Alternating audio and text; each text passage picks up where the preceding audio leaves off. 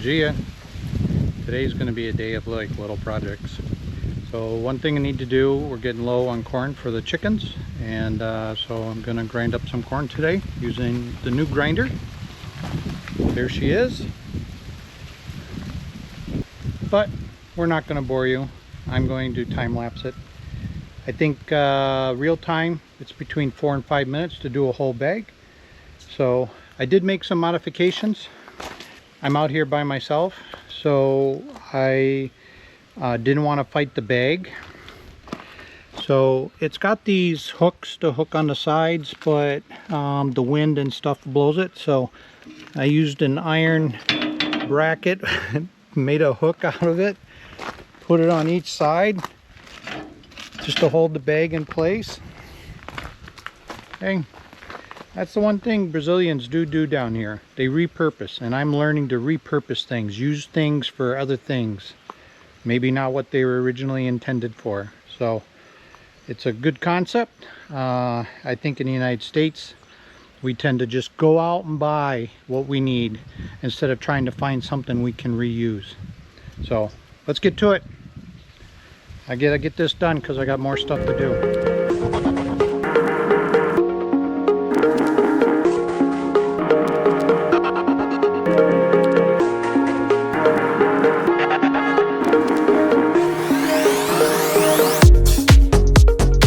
Well, I'm impressed. I think it took longer for me to drag it out of the shed, get the bag, get my little weights on the side, than it did to grind it up. And this should be good for about 3 weeks, maybe a month. I'm not sure, because we mix it with another feed that we get, so it's not just straight corn. So and that was a 25 kilogram bag. I'm impressed. I'm pretty excited about the fact that this does such a good job, and it's not only for corn or grinding up feed. We can use it to mulch up leaves and branches, small branches, and reintroduce it back into the field down there. Which is part of the reason I'm doing small projects today, is because we planted corn yesterday and I rototilled a lot. And because I'm still healing up, my hand is kind of stiff and sore today. So I need to move it around and do things that are not too taxing. Okay, for the next project, I need the trailer and the rototiller. So I need to take off the drag post, whatever it's called, in the back, and hook up the trailer, and then we're going to go for a little ride.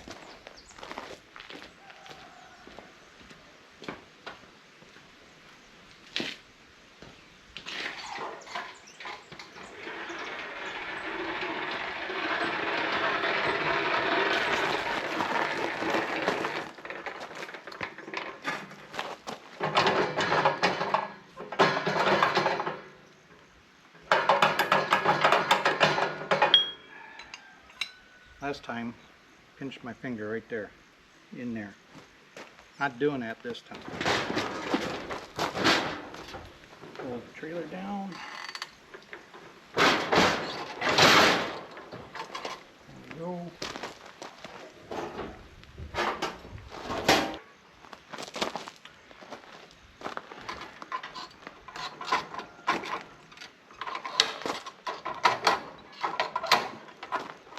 Alright, got to open up the gate. Going to give you guys a different perspective today. I'm not sure how this is going to work, so some of the video may be really poor, but let's see.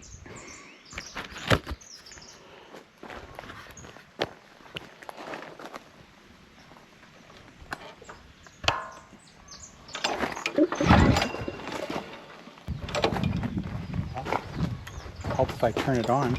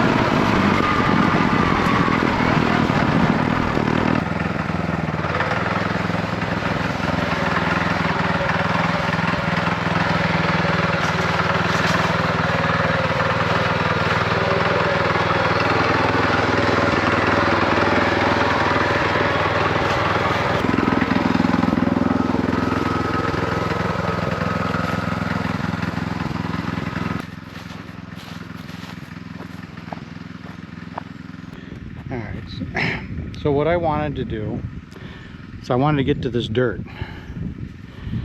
but I know the minute I try to go through this, going I'd probably be fine. Problem is I got to back in because there's no way to turn around down there. Coming out with a load, the minute my tires get in that, I'm stuck. So I think what I'll do, I'll just back up and I'll just take some of this dirt right here. Nobody's using it and it's mine.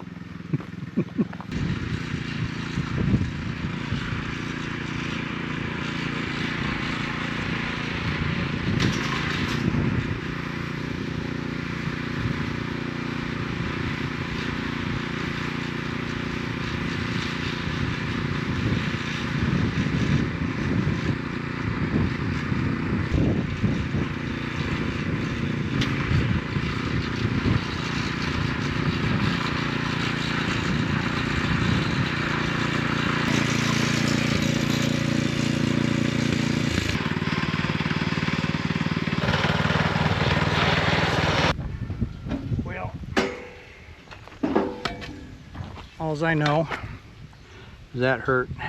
I'm bleeding. So right in the middle of the road back there, there's a tree stump and it caught the back axle, stopped me like that. I'm surprised I didn't go over the top. I'm lucky I went off to the side. But you saw how light this is. I can actually lift it up. So it's not going to be light in a little bit. I'm going to fill it up with dirt.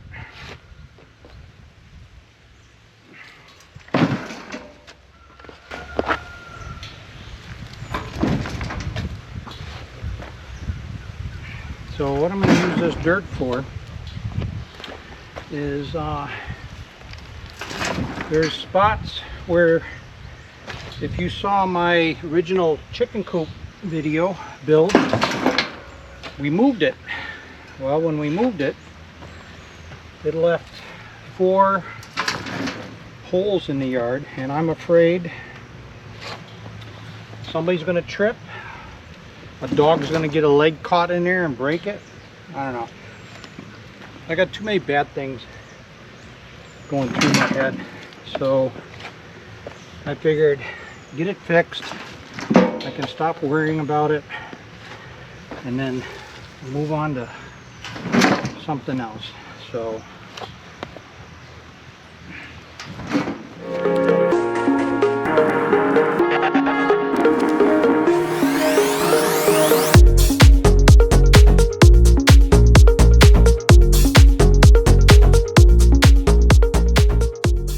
here's the holes. There's one right there,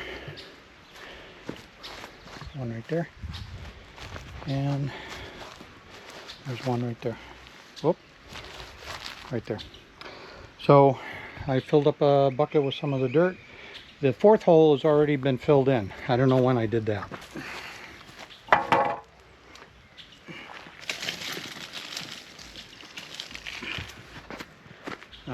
Just going to pour a little bit in, use my pounder the opposite way, pack this in. That's why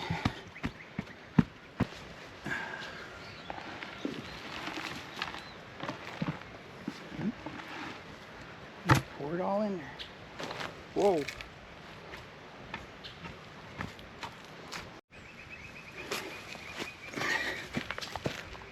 Hole number 2.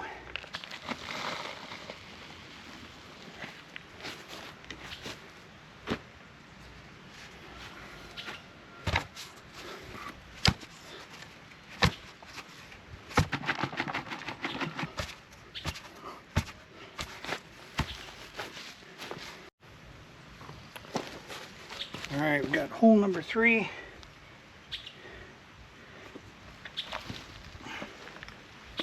And this hole and hole number 2 need to be somewhat level because grass grows here and I have to weed whack it. So I can mow up this hill a little bit, but not where these holes are, because it's not level. So I'm going to make it level.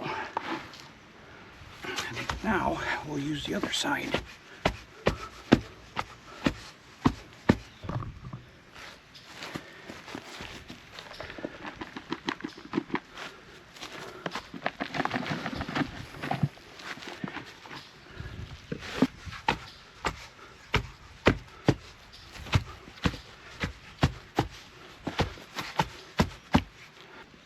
Looks pretty smooth. I'm going to fill in some spots here.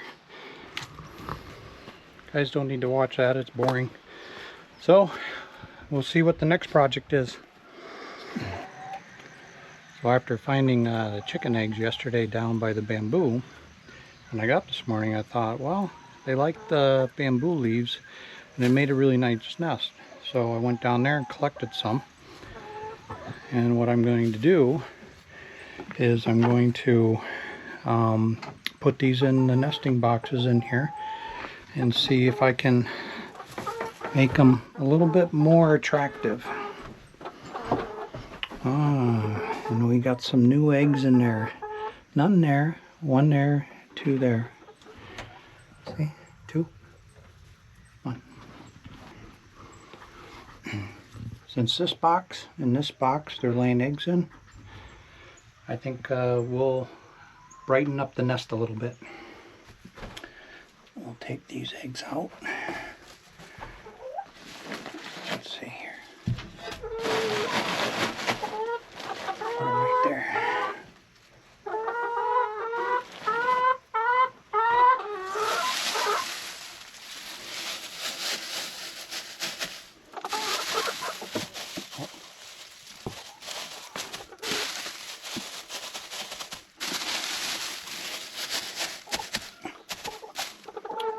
What I'm going to do is I'm going to put one egg back in each one of these, and hopefully I'll start using it. So put some in this one, see if they want to use it. I'll put one egg in there, and I'm going to leave this one alone, because if they don't like it, then they've got a choice. I got a little extra left.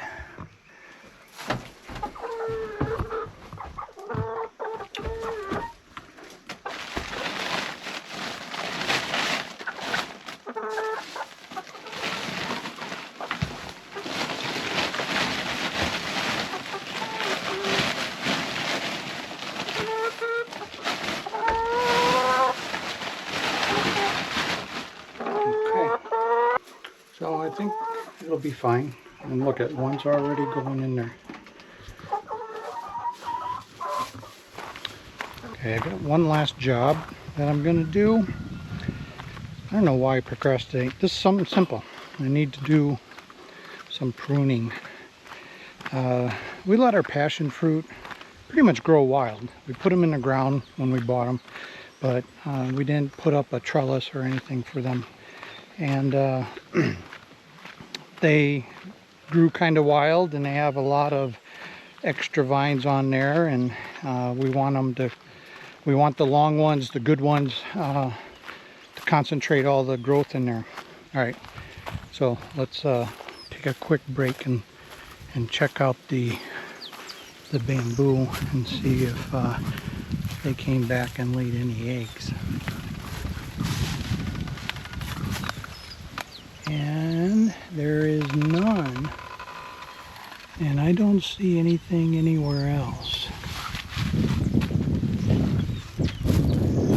So it's either good or bad, which means if we're not seeing many eggs in the nesting boxes, then more than likely they're laying someplace else.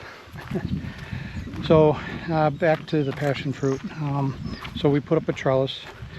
We took the longest vines, the best ones, and we put them on top.